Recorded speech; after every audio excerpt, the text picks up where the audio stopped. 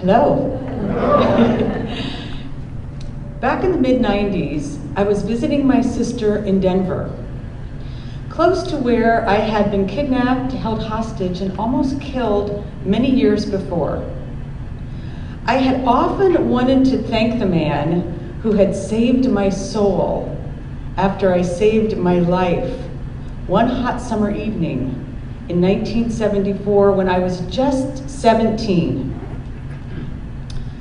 The only information I had about him was that his name was Charlie and he had been a sheriff of a rural county nearby. So I decided I would look into this to see if I could find him after all these years. So I called police stations in the area asking, did they know of a man named Charlie who had been a sheriff 20 years earlier? I almost gave up when I hit pay dirt. And then the phone was ringing in the home of the man I so wanted to thank. And I was having second thoughts. Even though I wanted to thank him for his kindness, what if he didn't remember me? And what if he did remember me and he didn't want to talk to me? Because it's been 20 years. And what was I going to say? It was right about then that he picked up the phone and I just launched right in and I said, I told him my name and I said, you might not remember me. And he interrupted me with a laugh and he said, oh, I remember you. He said, I could never forget you. We met in person later that week, and along with being able to deliver my message of gratitude, that meeting woke me up to why I was here. Not why I was here in his living room, but why I was here on the planet. I was here to teach people about love. He told me that the man, whose name is Richard, who had held me hostage those many years before, had gone on to kill 5 people and himself in a violent rampage. And I was shocked at how real my danger had actually been. He also told me that he had used the story of how I saved my life in a program he had for troubled teenage girls. He told me that my story had inspired countless young women to take charge of their own destiny. I knew the experience I had on that nightmare of a night had been a gift to me. But I saw now that it had been the perfect experience to help me live out my life's mission. It was a mission that I'd learned about as a child. When I was around 7 years old, I had an experience that directed the course of my life. My family always went to church, and one Sunday we didn't go. And I missed church because I liked church. And I had this idea that God was missing me. So I thought, well, I'll make my own church.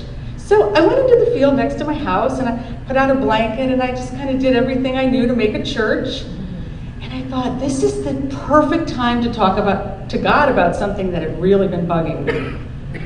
I noticed that many people were unhappy.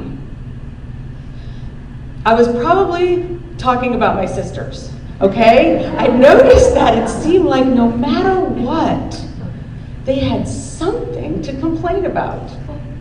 And this confused me because I thought we had a pretty good life. So I said to God, I just want to help my sisters enjoy their life more. I really just wanted them to stop whining. But that's not what I said to God. I said, why is it that I'm happy and they are not? Something happened that shocked me. He answered, literally. I heard a voice from outside of myself that sounded loving and clear and loud. And the voice said to me, Kat, your mission is to teach people how to get what they really want. You're here to teach people about love. And I'm going to tell you that message hit me. My 7-year-old body was just shaking. And I knew it was the voice of God. I did not know exactly what it meant, but it sounded true to me. And so I took this mission on, like the missionaries I so admired. And I started with my best friend, Risa. A couple of days later, we're playing in my playhouse. And I said, Risa, did you know that if you ask God for what you want, you'll get it? She was pretty excited about that message. But a couple of days later, she was banging on my door, not very happy. She said, you know, I asked God for the sun to shine today, and as you can see, it's raining. And I knew that what I had not gotten right, or what hadn't gone right, was not that God hadn't answered her prayer. I knew that I just didn't have this asking and receiving thing all figured out yet. But I decided I was going to crack the code. And just like my hero, the girl detective Nancy Drew, I was going to solve this mystery. I was going to get the missing pieces, and I was going to figure out how to help people get what they really wanted. This one question is a big one, right? What does make us happy? How do we get what we really want? Have you ever noticed there are times in your life when you're feeling prosperous? You're in that zone of love and happiness, and you have that sense of well-being. How many have ever had that experience? Yeah, feels pretty good, right? Well, today I'm going to talk to you about a way of organizing your thinking to get what you want in a way that's based in love. Because that's what I found is the key to prosperity, is to ask for what we want with an open heart. And on that day that I visited Charlie, I was reconnected with my life's mission. And I decided it was time to put that Nancy Drew hat back on and crack the code. But this time I went all the way. I studied, I went to workshops, I went to seminars, I trained as a life and relationship coach, and I became a scientist of the human condition, using my work and my own life as my primary learning school. And a couple of years ago, I felt the code beginning to crack when I noticed there was a thinking pattern that was the cause of much people's unhappiness. And perhaps it had been the cause of my sister's whining. Maybe. My discovery came in part from the work that I did with my clients. I noticed that when they came to me with a circumstance, they had what I now call tangled thinking. They would say something to me like, I want more money or love, but I'm tired of struggling. I have faith that will happen, but it seems to be easier for other people. I know that it's possible, so what's wrong with me? They had a tangle in their thinking of positive and negative and desires and emotions, and it was blocking their heart. It was blocking their heart. And I saw that the cause of this unhappiness came not from the thoughts they were having or the types of thoughts. I saw that it came from the way the thoughts were organized. So to help, I identified 7 main types of thoughts. And I noticed that when these thoughts were in a particular order, it had people, including myself, anchored in the energy of love. And I call this way of thinking the magic formula. Today, I'm going to focus on 3 main types of thoughts: positive, negative, and inspired thought. So once I saw this way of organizing my thoughts and I started to untangle my own thinking, I looked at this story that had so inspired Charlie, and I saw that in retrospect, I had used this way of thinking to save my life. One of the ways, the most common ways we tangle our thinking is to go to the negative, right? We go to the negative. When faced with a challenge, most of us automatically go straight to fear. Well, that's what I did on that night when Richard pulled a gun on my friend and I and said, "I want to see those clothes fly." As we drove down a dark country road in the middle of nowhere, my thoughts went naturally to fear. I was terrified. And later, when my friend grabbed the gun away from Richard and a chase ensued in a field, and I was left alone in the car, and I did not know what was going to happen next, I turned my thoughts to something positive, which for me was to talk to God, just like I had back in another field, the field of my childhood home. I knew that I didn't want to die. I wanted to live. So I asked God, what do I do to save my life? And the instructions that I got were so clear. The instructions were, focus on what you have. Use what you know. Do what you're good at. Those instructions set my mind on the path of positive thought. I thought, well, what am I good at? What can I count on for myself? And what are my strengths? Surprisingly, I knew what to do. I thought, well, I'm really good at acting, and I'm really good at being a friend, and I'm a lot of fun. So I thought, if my friend is still alive, I'm going to act like I'm mad at her. And I'm going to pretend to be Richard's friend, and I'm going to show him a good time. And that's what I did. So it might have only been a couple of minutes, maybe just seconds, between that inspired thought and the car door opening once again, and Richard and my friend joining me. But now, I was not afraid. I had hope.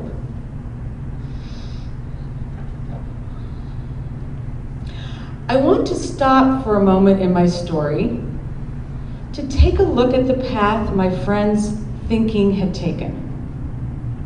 She had been afraid as well, most likely terrified, as I was. But her fear had turned into anger and resentment.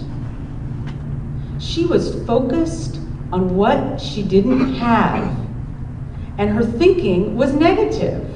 She had a negative thinking that what he was doing was wrong. She had a negative thinking that it shouldn't be happening. And she had a thought, this shouldn't be happening, especially to me. How many of you have ever had that thought? Right? This shouldn't be happening to me. It was this thinking that led her to grab his gun, even though she did not know how to use it, which led to a shootout, and which led to the gun being back in a much angrier Richard's hands now. It was this thinking that came close to killing us both. Negative thinking works like this, right? It seems logical. That would seem logical. right? You would be angry. But it's based in fear. Negative thinking is based in fear, and so it blocks us from God. It blocks us from our own creativity. It blocks us from our inner wisdom. And if we act from our negativity, we're going to end up in trouble, just like my friend and I. There's a paradox here. Negativity is something we have, and so it must be included in our conscious thinking. The trick is how you take in and manage that type of thought. Without good boundaries, negative emotion will render you powerless. The truth, and there is a truth that's hidden in the negativity, it will be revealed as an inspiration. So if you are really willing to take a look at the negative, an inspiration will be revealed to you. And the key is to not be enrolled in the emotion. So countless hours into this never-ending evening in a field with a gun at my head, I noticed I was having some negative thoughts.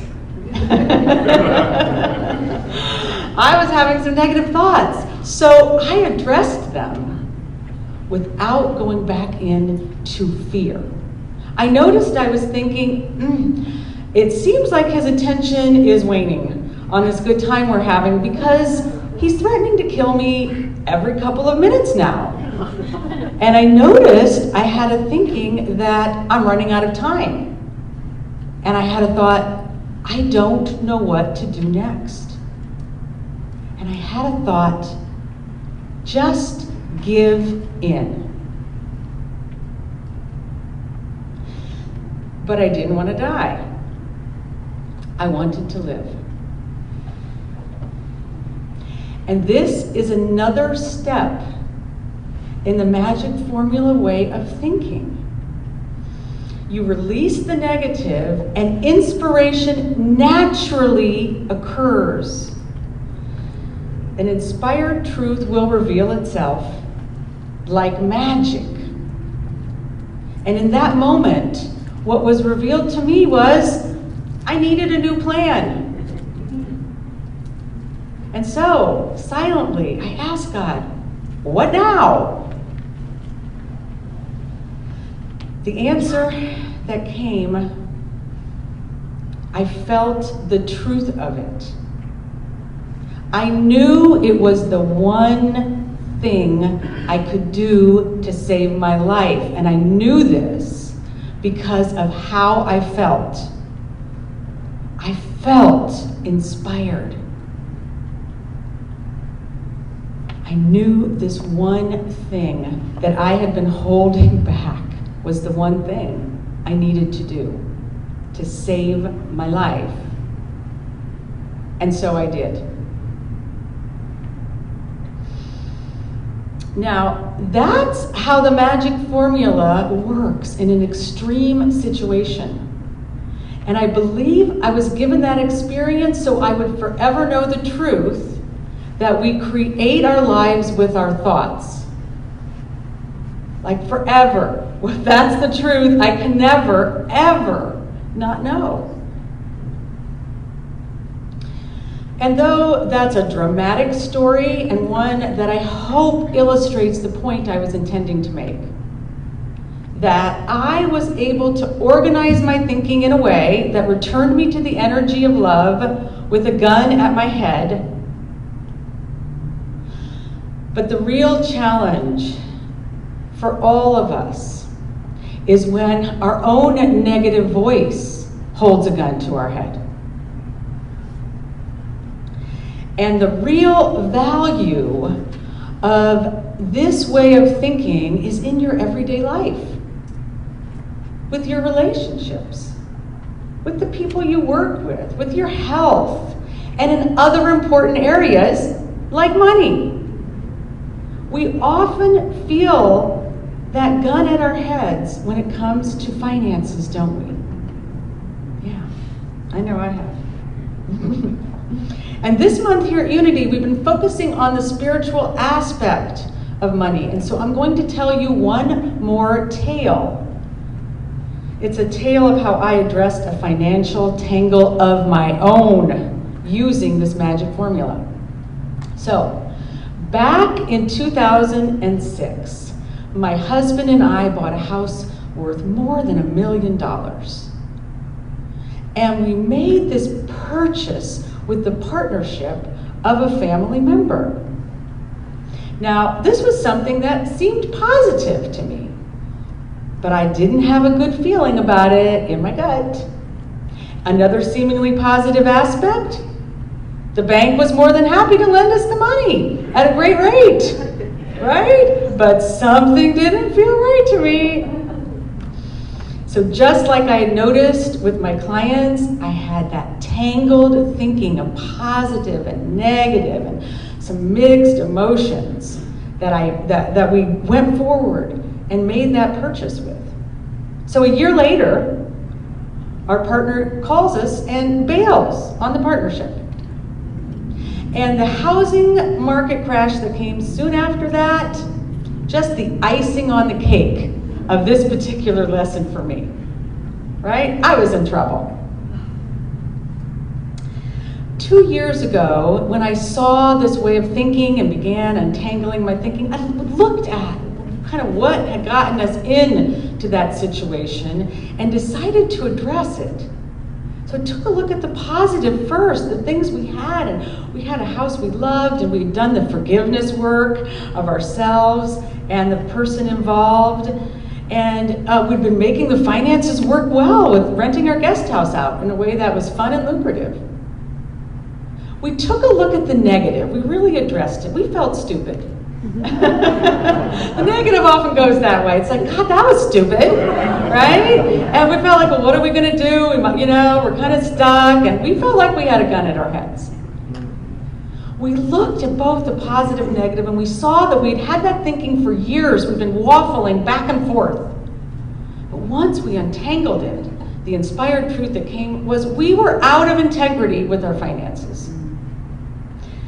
So with that inspiration, we decided to move forward for our own financial prosperity. And we used the formula again. We looked at the positive. We had great property. My husband had a hunch that it was the exact right time to put our house on the market. I got a hit on a real estate agent. We had a good feeling in our gut and about our partnership. We looked at the negative. Were we crazy?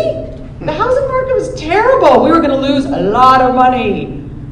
We were going to look stupid. Where were we going to live? We had that negative thinking. Once we really addressed it, we got the message. It's time to move on. Our house sold within a week of listing. The paperwork went through in record time, and we found an amazing house that we're living in now.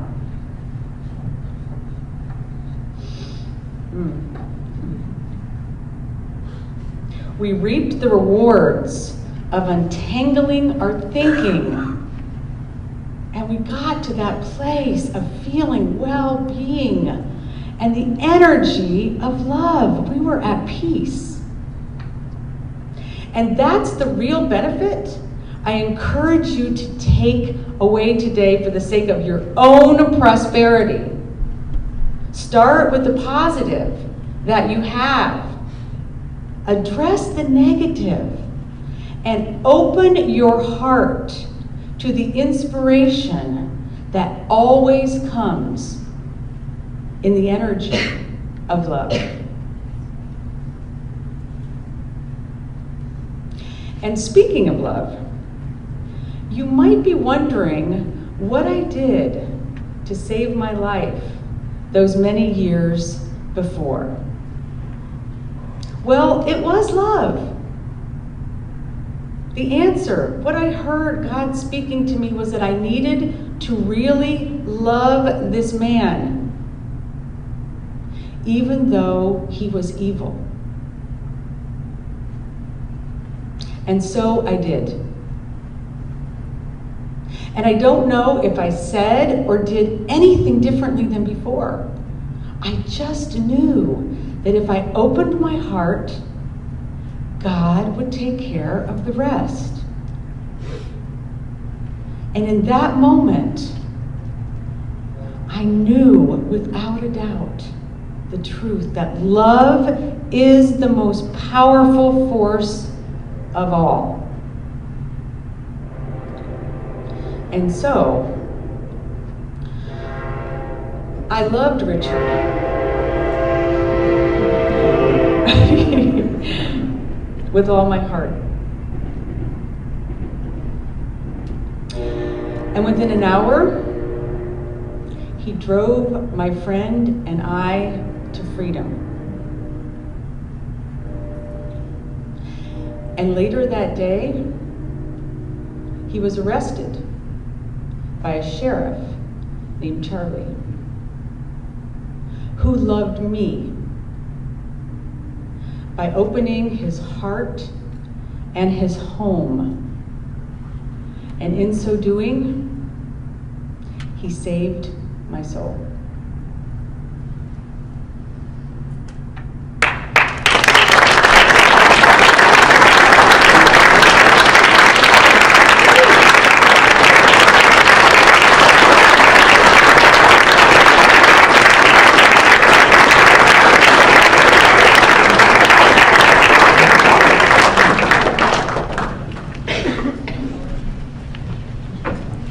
That was masterfully done. Thank you, thank you, thank you.